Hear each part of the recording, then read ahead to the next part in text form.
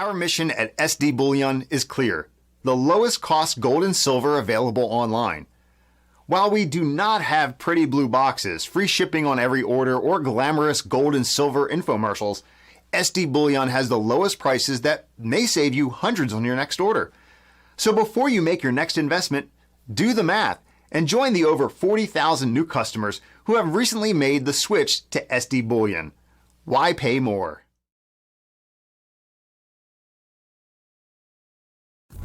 FSN Radio. It's all about what's next. Go to financialsurvivalnetwork.com and sign up for your free weekly newsletter. You'll also get 3 free reports. The Financial Survival Network. It's all about what's next. Welcome. You are listening to the Financial Survival Network. I'm Kerry Lutz. It's June 21st, 2017. Well, oil is in trouble. The countries that produce it are in even bigger trouble. And the banks and hedge funds, et cetera, that finance it, well, who knows what's going to be with them. Perhaps they can extend and pretend to infinity. That remains to be seen. But whatever happened to the concept of drilling a hole in the ground, pulling out oil, and turning a profit, it seems to be out there with the magical stock market. And here to discuss is Chris Martenson, peakprosperity.com. Any questions or comments, email a kl@kerrylutz.com. Chris, welcome back. Thanks, Kerry. It's good to be back. Hey, so it's hard to believe the quality of this connection. And you're like, how many thousands of miles are you from Florida? You must be 3,500, 5,000. I don't remember the exact distance to where you are. Oh, it's a solid 9-hour flight, so it's a good distance. Yeah, so it's 4,500 miles. I've taken that flight, I know, but hey, that's the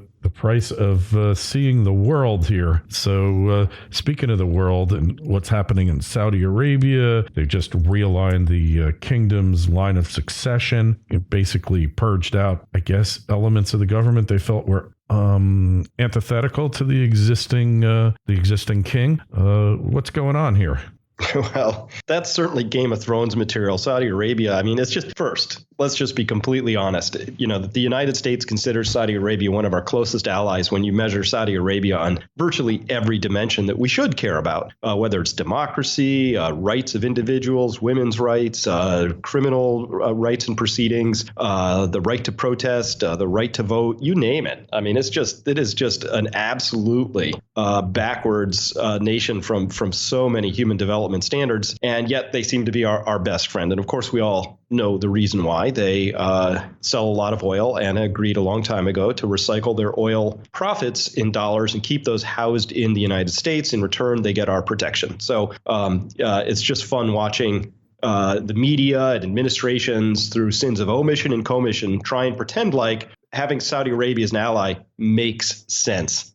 They don't. They're troublemakers in the region. They fund a lot of terrorism, or what we call terrorism, or what we think we stand against. And so I just, for the life of me, I can't understand why we continue that particular relationship with them. But things are beginning to heat up.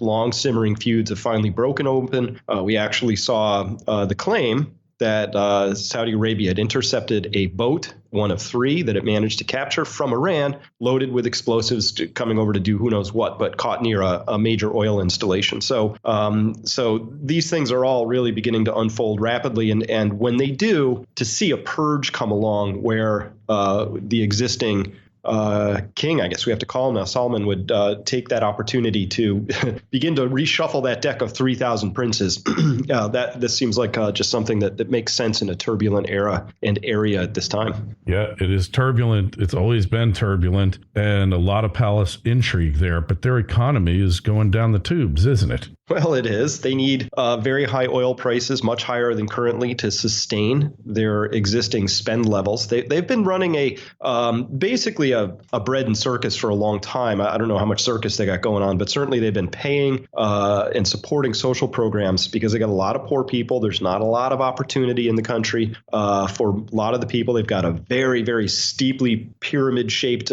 population curve over there. A lot of young people. So we're talking the troublesome ages, men under the age of 25, got a lot of them. And so they've been using oil revenues to help keep things sort of propped along, subsidizing everything from food to fuel, you name it. But now they're hemorrhaging. They need probably, last estimate I saw was oil north of 110 a barrel to begin to balance the books.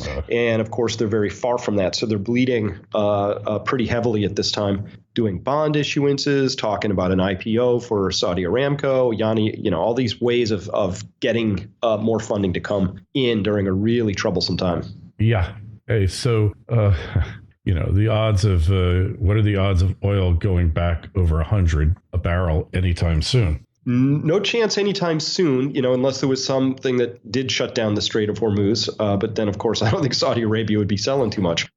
So that wouldn't help them much. But right now, the world is heavily oversupplied with oil. We've got a number of new old players coming back online, Libya, Nigeria. Of course, the shale patch in the United States continues to just be working against its own best interests and can't manage to not drill more and produce more for any reason whatsoever, mostly just because that's what they do, and they need to keep that whole thing going as fast and as long as they can. But let me be clear, every company I look at in the shale patch, forget anything you're hearing about. We're breaking even at 40. This is easy. You go out and get the financial statements of these companies and you look at their cash flows and you discover that they're negative free cash flowing and have been their entire existence. So if they couldn't make money when oil was 100 a barrel and they're not doing it when it's 40 and they're hemorrhaging all the way long and they need constant new infusions of debt and equity capital financing in order to keep things going, reasonable people should be asking what's going on here. Yeah, where's the money coming from here? It's all just borrowing, keeping them afloat? Yeah, it's astonishing. You look at the companies, some of the big ones out there, the biggest of the shale operators, they're huge companies. The debt position of most of these has doubled or tripled since the 2014 peak. They've got lots of debt on the books. And of course, they're finding willing takers for this debt all over the place. People snapping it up at just what I consider to be obscene rates. Very, very low rates of interest for something that's clearly junk debt and should be compensated as such. And still, it's getting snapped up. So what did they do, Chris? Did they just roll over the old defaulted debt or the debt that they couldn't service and get new debt? And you had a few bankruptcies, a few big ones, but for the most part, not a lot of bankruptcies in the oil patch, which you would expect. Well, I think there's been a little over 100 so far. Many of them smaller companies, so they didn't really hit the waves, but there've been quite a few. And the companies have also avoided some of the optics of this by, instead of having a full-on default, having a smaller company that's belly up being taken over by a larger one and having the debt assumed onto their balance sheet. So we've seen a bunch of that happening. But let's be really clear: the cash flows of this entire industry are upside down. Have been for quite a while. Yeah, that we know, and it's always the paydays coming in the future. It reminds me of the airlines in the 70s, we'll be profitable eventually after they've consolidated and there's only 4 airlines left and they can charge whatever they want. Yeah, they're profitable, but in the oil patch, you just don't have that type of market dynamic. No, you don't. And the world is really very heavily oversupplied with oil at the moment. There's a lot of floating storage out there. Last I heard, 119 million barrels just parked in various large container ships, basically idling. And I think what we have to understand is that, one of the largest drivers of demand growth for new oil has been China. And China's really got all the indications of rolling over pretty hard at this point in time. I would not be surprised to see China slip into a pretty interesting recession this year. Yeah, it looks like a real possibility. So electric cars are 20 years out. I do believe self-driving cars really are innovation. Electric cars at this point, I love them. I mean, they're really fun to drive. They're fast as hell. But, I just don't see them as, 2 cars in every 2 EVs in every garage and a chicken in every pot. I don't see it. Well, I think what's easy to dismiss is the idea that we just continue this story by other means. And the other means in this story is just everything that looks like an internal combustion engine, just mentally flip it out and have it become an electric car. And that's what we'll do instead. It doesn't really make sense. And so for the people who care about the ecological impacts, saying, well, electric cars, they're emissions free. No, they're not. Two things. First, when you make it, you have to build it using energy, right? And just the battery pack alone, I've heard for one of these 100 kilowatt battery packs for one of the new Tesla S3s, a big battery pack, takes releases about 8 years worth of carbon dioxide that a normal car would emit driving. So your first 8 years of carbon emissions are locked in the car before you've even driven it a foot when you get it, right?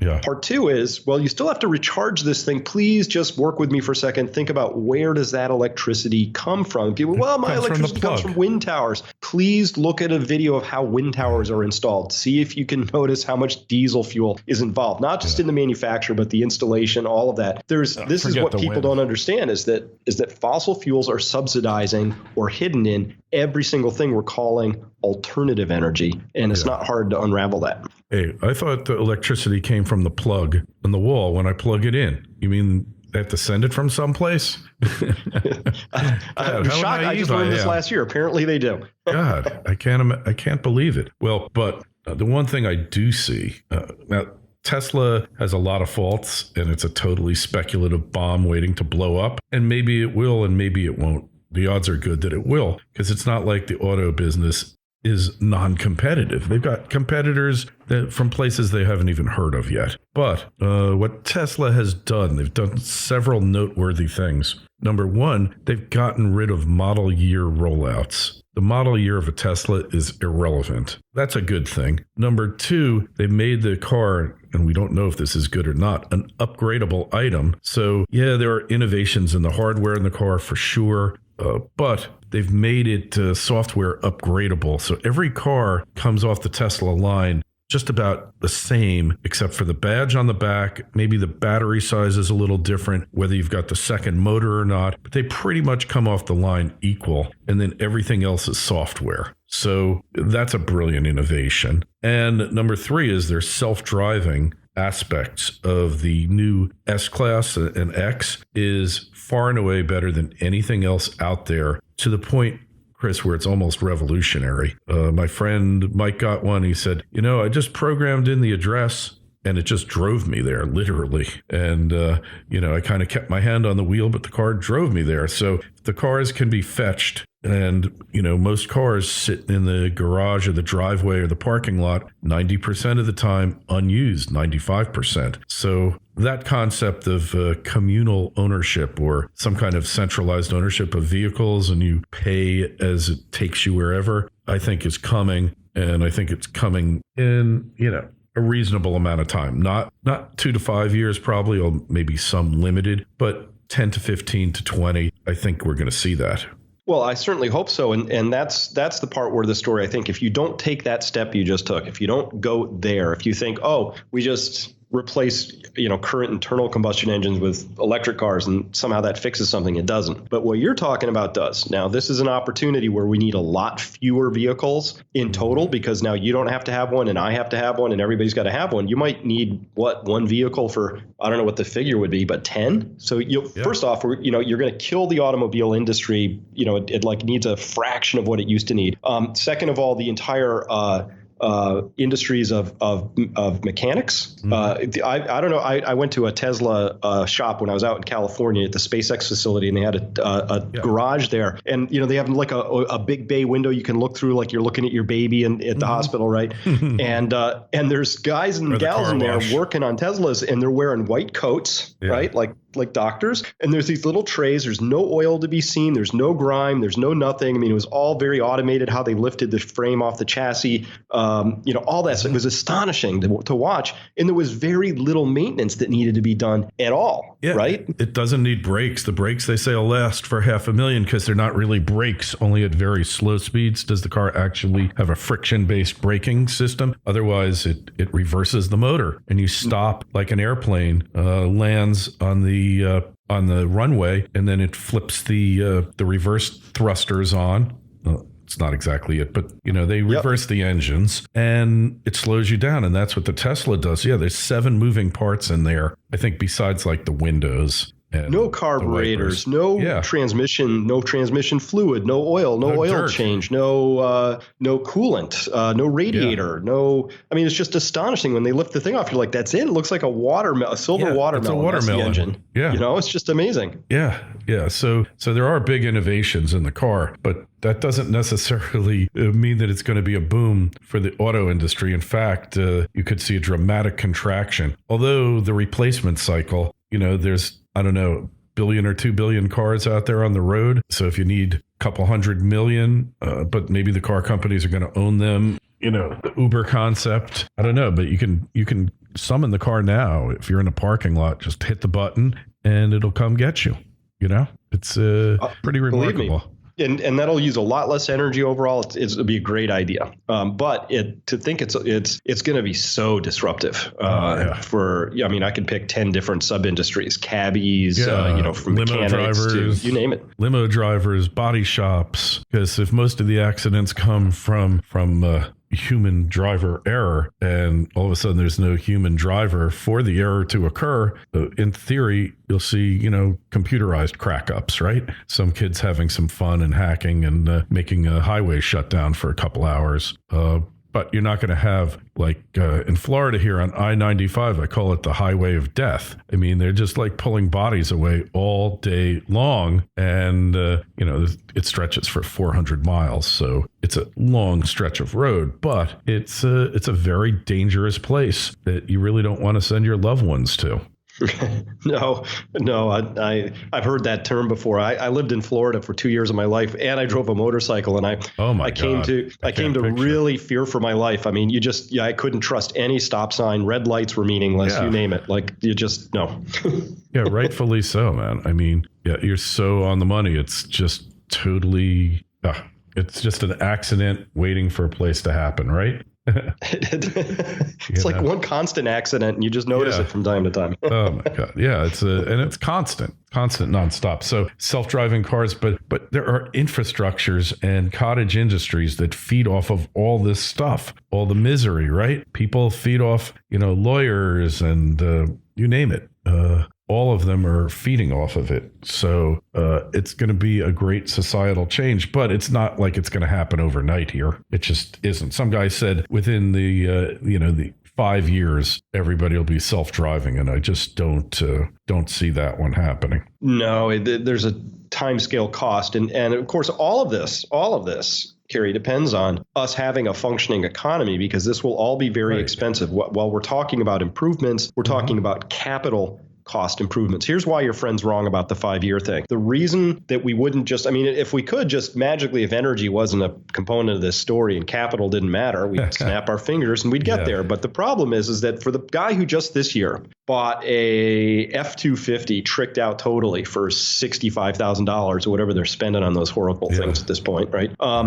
You think in 3 years, because he can call up a car and maybe save a few bucks, he's going to just trash his F-250? No, that thing will be in service for its design life almost certainly. So even if today the only option was for new self-driving cars to be put on the road, everything else shuts down, that's it, that's all we're doing, it would still take 10 years before half the fleet was replaced by that means, because that's how long it takes for these things to wear down. And this is just a part of business. Once you've already spent the capital, you tend to want to wring out everything you can from that, as long as it makes sense, until it dies a natural death and is depreciated completely and gone. And then you go to the next thing. So this is what I think your friend is missing, is the inertia in the embedded capital that's already in the system guarantees this is going to take time. Yeah, it's a process. It's like any other. It's not like getting DVRs replacing, DVD players or video cassette recorders. This is far more profound than that. So we have all that to look forward to. And in the meantime, like you say, the economy has to figure out a way to survive leading up to all this. And then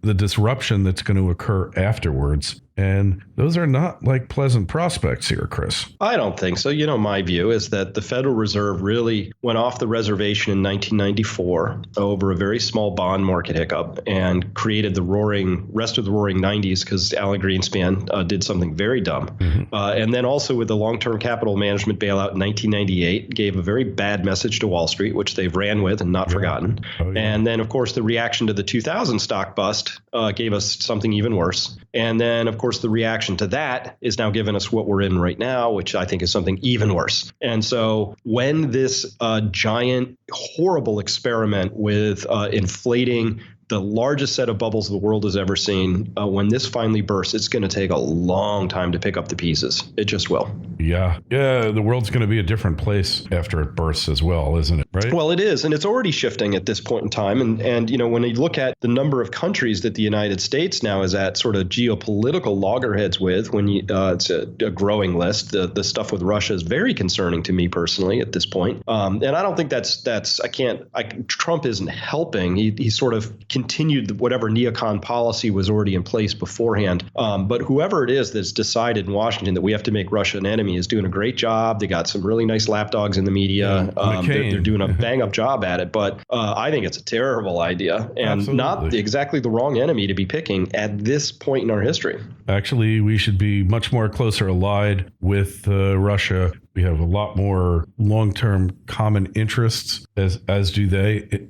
There's a lot more to be allied with them than to be this nonsense. And it's McCain, McCain, whoever he's working for, is one of the prime drivers of this thing, for sure. Yeah, and he's just like, can we just admit it? He is just a war. He's insane war hawk. And if you track back his history, by the way, people are like, the war hero. He was captured and held in a camp. When you track back what he actually did when he was there, he's never been what you might call a stand-up kind of guy. He's always been a self-interested, really horrible human being, as far as I can tell.